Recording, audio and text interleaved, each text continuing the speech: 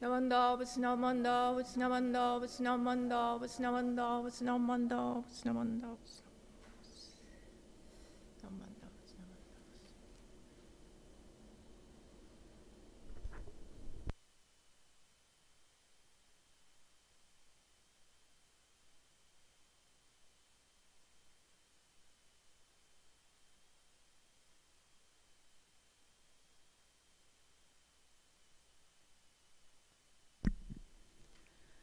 Good morning, everyone.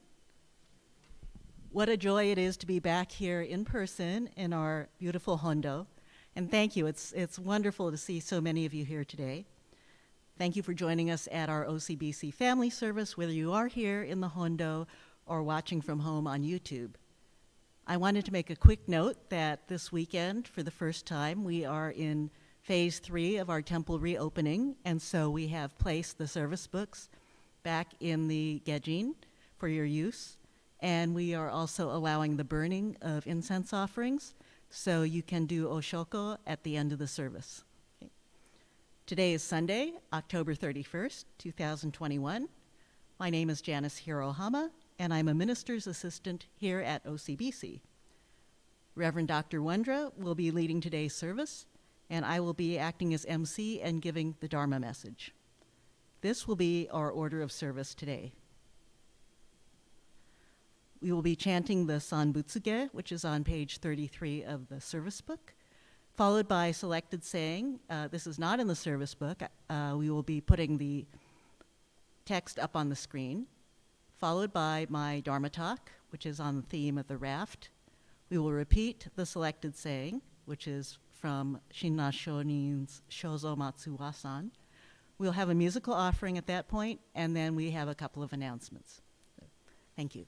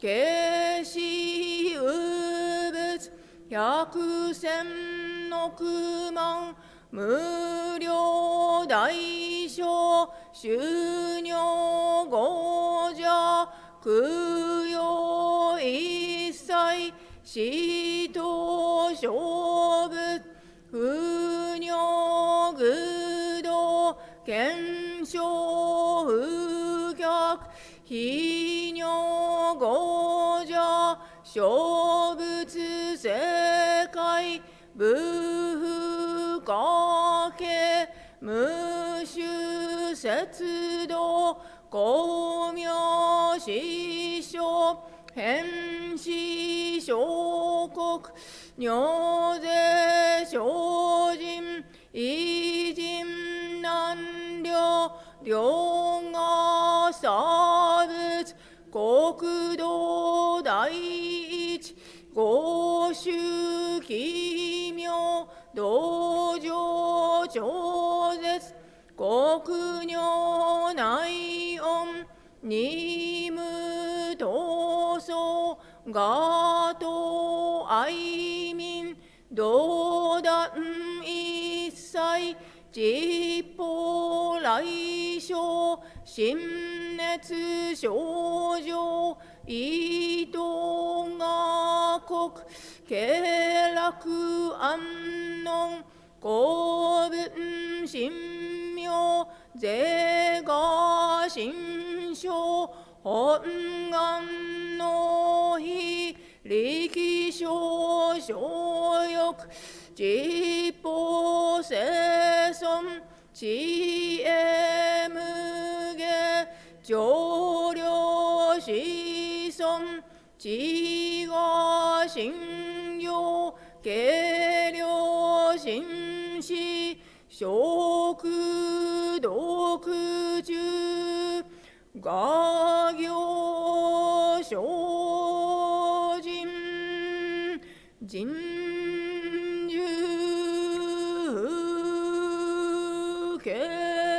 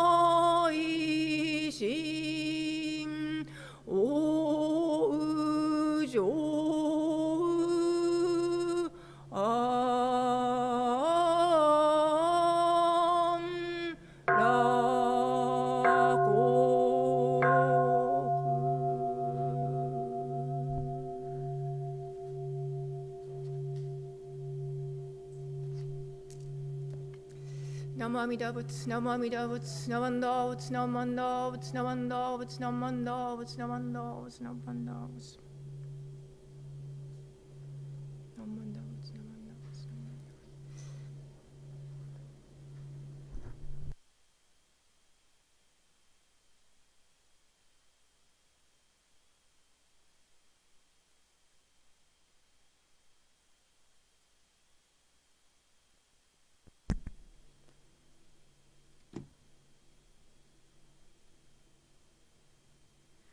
We will now read the selected saying. In the long night of ignorance, it is the torch. The wisdom eye is in darkness, yet do not sorrow. In the vast sea of birth and death, it is the raft. The hindrance of evil karma weighs heavy, yet do not grieve. Namo Amida Butsu, Namo Amida Butsu, Namo Amida Butsu, Namanda Butsu, Namanda, Namanda.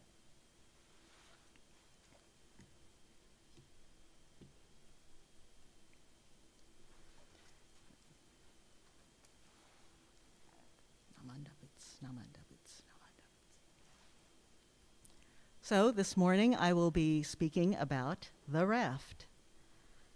As a minister's assistant, I've found that it's not always that easy to explain some of the Buddhist concepts, and so I'm always looking for ways to connect Buddhism to real-life experiences to make it more relatable and easier to understand.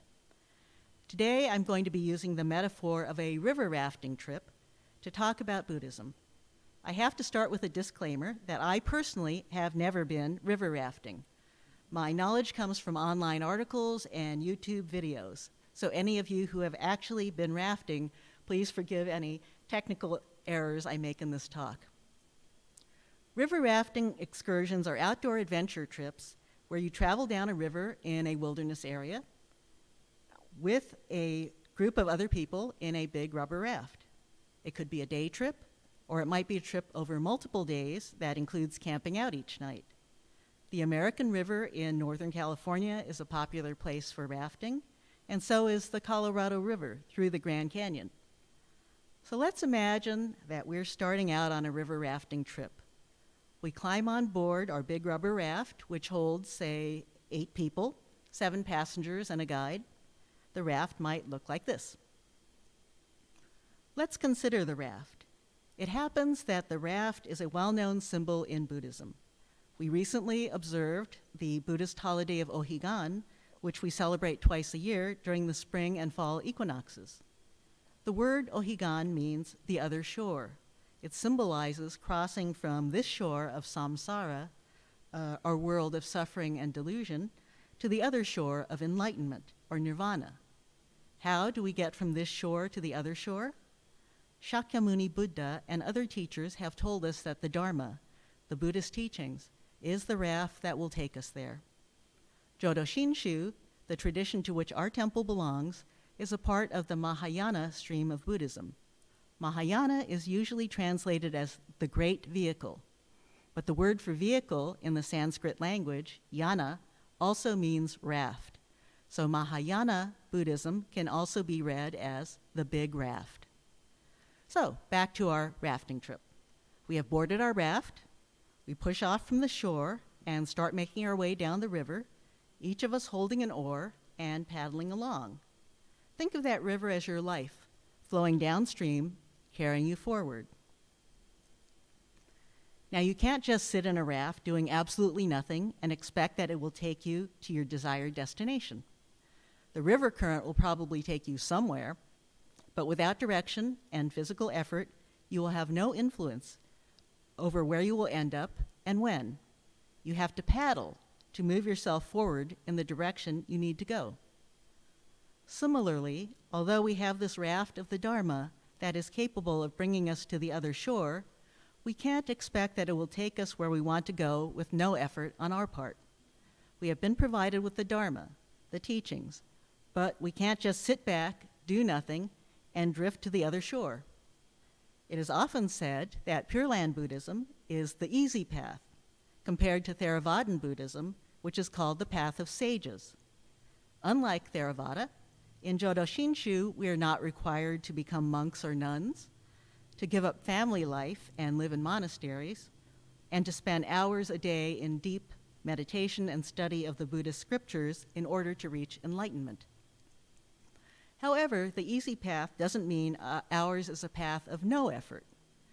We have to put in the work to move ourselves toward enlightenment, just as we have to row our rubber raft down the river to move forward with purpose. How do we propel ourselves forward? Through our Buddhist practice. That practice may include attending temple services, studying Buddhism through books and classes, listening deeply to the teachings, what we call monpo, deep listening, living life with gratitude and kindness, and perhaps most important, reflecting on ourselves and recognizing our own greed, anger, and ignorance. Now, in our trip down the actual river, remember that we're not alone.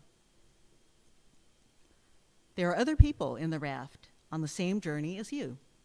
Like you, they are paddling, each propelling themselves forward with their oars to get to the destination. Everyone has to pull together. If there are 8 people in your raft, You aren't going to make much progress if only one or two of you are paddling.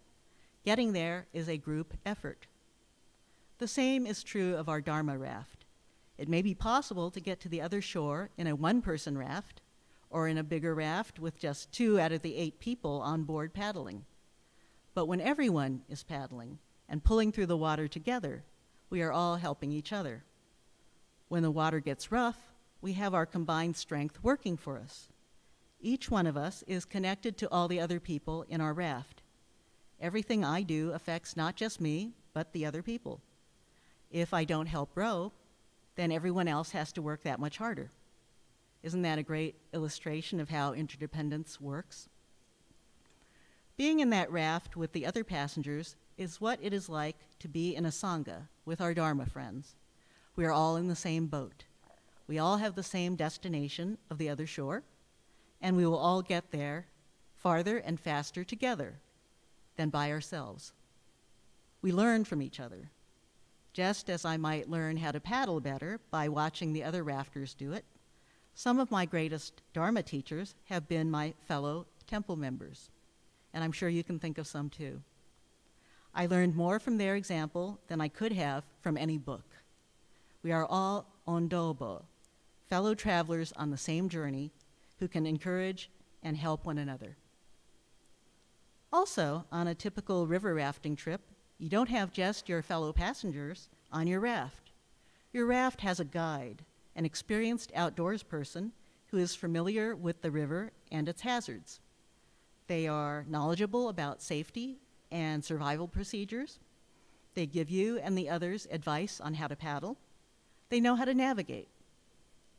The guide will tell you what to expect and what to look out for, what to do and what not to do. They will warn you ahead of time about hazards and obstacles that you will run into, like a stretch of rapids coming up, a whirlpool over there, hidden boulders in the river. In Buddhism, our teachers are like our river rafting guides. Who are our teachers? Well, our ministers, of course, like Reverend Wondra, Reverend Crane, Reverend Turner. We look to them to provide guidance, give us advice, and teach the Dharma. There are also other teachers whom we have met, whether in person, on the page in books, or virtually in videos and podcasts. For me, such teachers include people like Dr. Nobuo Haneda, whose classes and retreats I've attended, and Reverend Manshi Kiyozawa, who died over 100 years ago, but whose writing has taught me so much. And of course, there are our foundational teachers, such as Shinran Shonin, and the 7 Pure Land Masters, including Shakyamuni, the historical Buddha.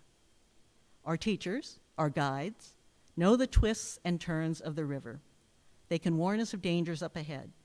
They can give us advice on how to navigate around the tough spots.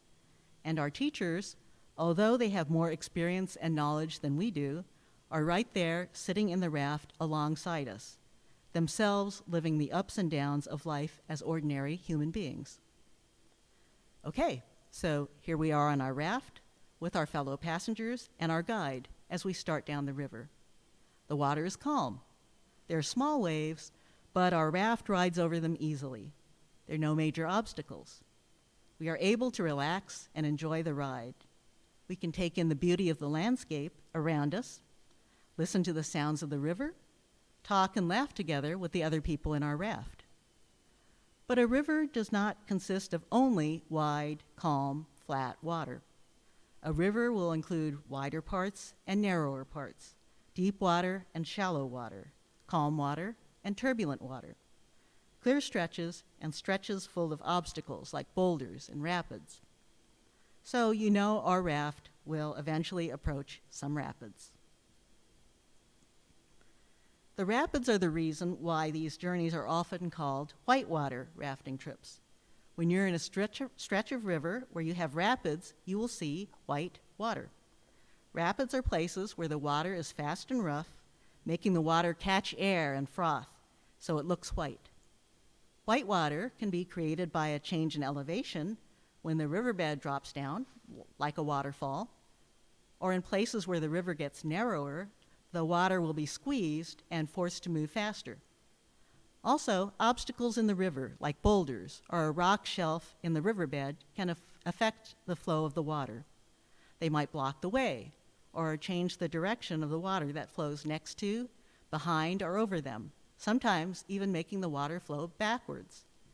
And an eddy or a whirlpool can form behind a boulder, and a raft that gets caught in it can end up being spun around. So going through whitewater rapids is very dangerous. As our raft approaches the rapids, we encounter big waves, many higher than our raft. There are huge boulders on both sides, which the waves threaten to throw you against. The current is moving very fast. The water is swirling, and your raft is caught in the vortex and spins around so you're no longer facing forward, but backwards, and you can't see where you're going. The violent movement of the raft on the water makes you motion sick. The surging water could rip away your oar, leaving you unable to control the direction of your raft. The waves could even flip your raft upside down and throw you into the water. Isn't that what happens on your river of life? Things can go smoothly for long stretches of time. You're healthy, your family is doing well, you're successful at school or at your job, you're safe and happy. Life seems good. You're cruising along, things are going fine, you don't encounter any major problems, and then, boom, you run into rough water, rapids. Something like that is going to happen to all of us because, as we learn in Buddhism, everything in life is impermanent. Nothing stays the same. Life could be going smoothly, but then difficulties arise. Maybe you lose a family member or a close friend, or you're let go from your job, or you get a serious illness. Perhaps you have money problems, or your relationship starts falling apart. Or maybe there's a disaster that strikes not just you, but many people at once, like a war, a massive wildfire, a tsunami, or a pandemic. For all of us, the past 18 months have been like being plunged into those river rapids. It's been a turbulent time, filled with unexpected obstacles, disorienting, frightening, unpredictable. The worldwide COVID pandemic has upended our lives in so many ways that none of us could have foreseen. It's taken a terrible toll on millions of people through death, illness, and economic and social hardship. Our lives have been thrown into turmoil by not only the pandemic, but also political division, racial injustice, and climate disasters.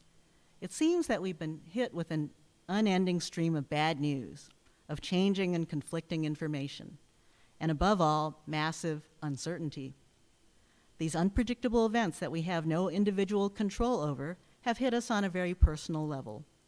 You may have lost a friend or family member to the coronavirus. Maybe you or your children struggled with online learning. Perhaps you lost your job or had to telework from home under trying conditions.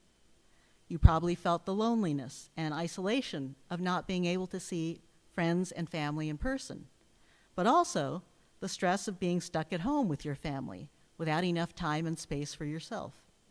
You no longer had your normal routines and activities.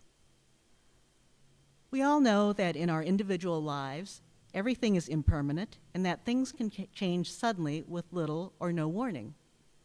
The pandemic and other huge crises that we are facing happen to present us with those kinds of difficult changes on a big scale. How can we make it through the rapids of the challenges and unexpected twists and turns that life can throw at us? When you are being tossed around by the waves, you can get motion sick. You feel dizzy or nauseated, and everything seems to spin around. Motion sickness happens when your body's sensory systems are unbalanced and confused.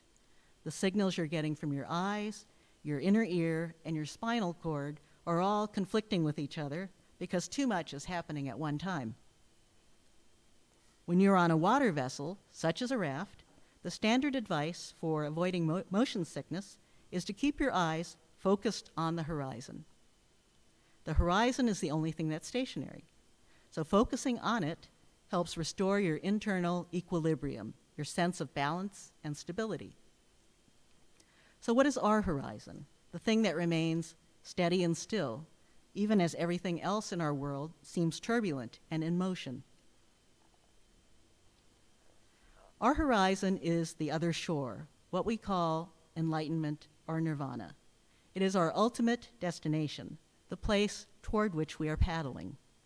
Even in the most difficult times, when we are in the midst of being tossed around by life and we feel confused and disoriented, if we stay on our Dharma raft and keep our eyes focused on the other shore as our horizon, we can keep our equilibrium, our sense of balance.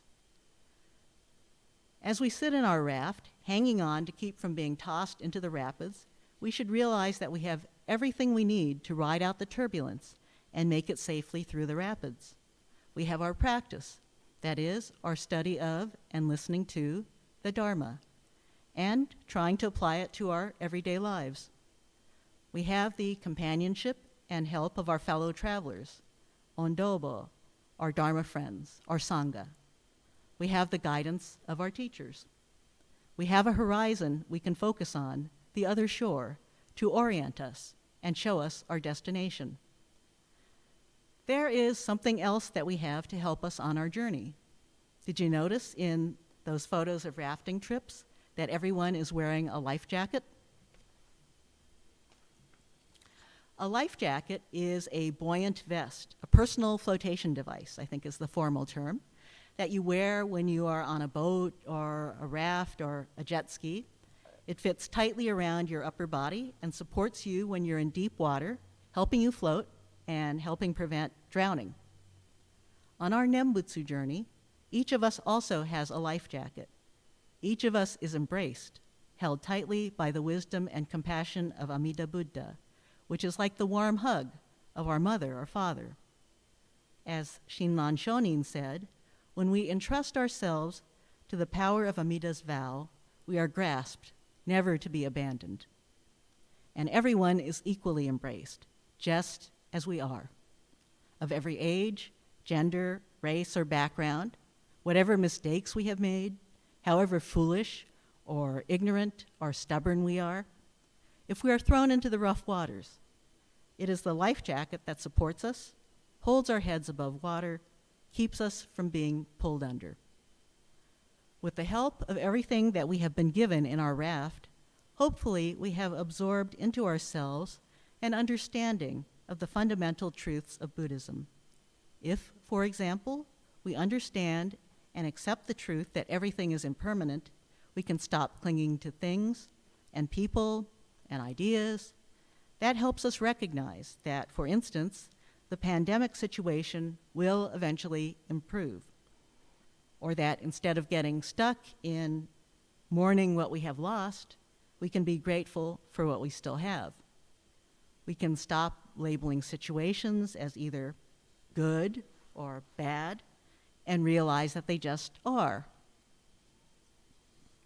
We can see that even the most painful and difficult circumstances in life can be opportunities for us to gain insight and grow. With all of those resources in our raft and in ourselves, we can keep from panicking. We can feel settled and assured because we have developed an internal resource that, while it may not necessarily solve our problems, can give us a perspective and calmness that helps us to cope and to transcend our difficulties. We can recognize that even the things that seem most difficult and most negative can be transformed into opportunities to learn, to develop compassion, to be resilient, to practice gratitude. Shin Shonin, the founder of our tradition, knew that the Dharma and the Nembutsu is the raft that will carry us through the turbulent waters of samsara to the tranquility of the other shore. He wrote in this wasan, this song, "In the long night of ignorance, it is the torch. The wisdom eye is in darkness, yet do not sorrow. In the vast sea of birth and death, it is the raft.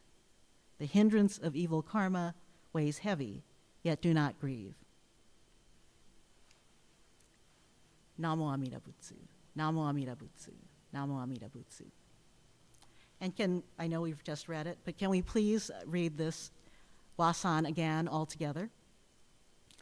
In the long night of ignorance, it is the torch. The wisdom eye is in darkness, yet do not sorrow. In the vast sea of birth and death, it is the raft.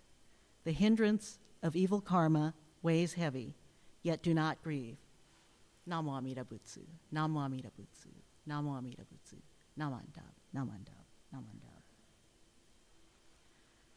So we will now have our musical offering. It will be Ondok-san 2, performed by Annette Inoue from the Vista Buddhist Temple. And the reason why I chose Ondok-san is I think that when we realize all that we have been given, everything that we have with us in our raft, we can only feel the most deep gratitude and humility. And I think that's what Ondok-san really expresses so beautifully.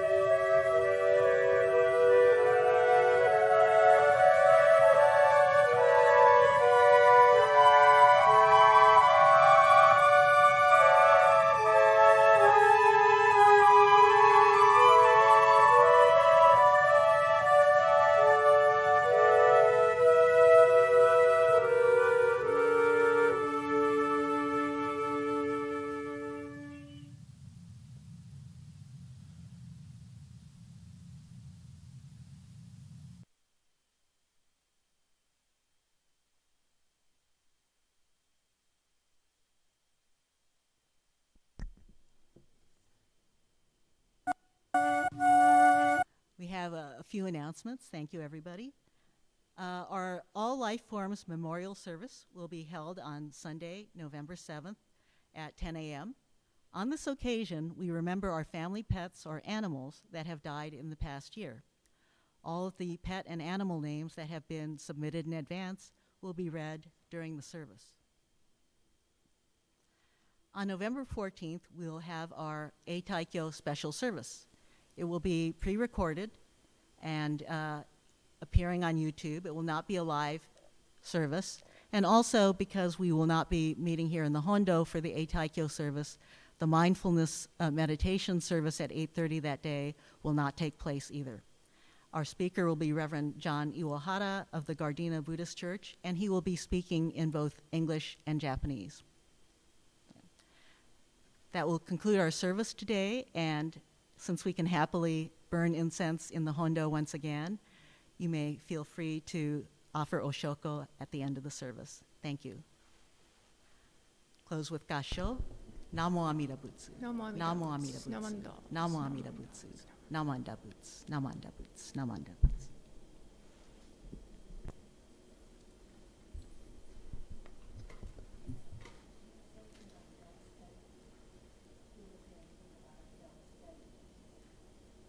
They know that. They know that. Yeah. Come back to the seat. Yeah. We do Gassho and Namo Amida Butsu. Namanda Butsu. Namanda Butsu. Namanda Butsu. Namanda Butsu. Namanda Butsu. Namanda Butsu.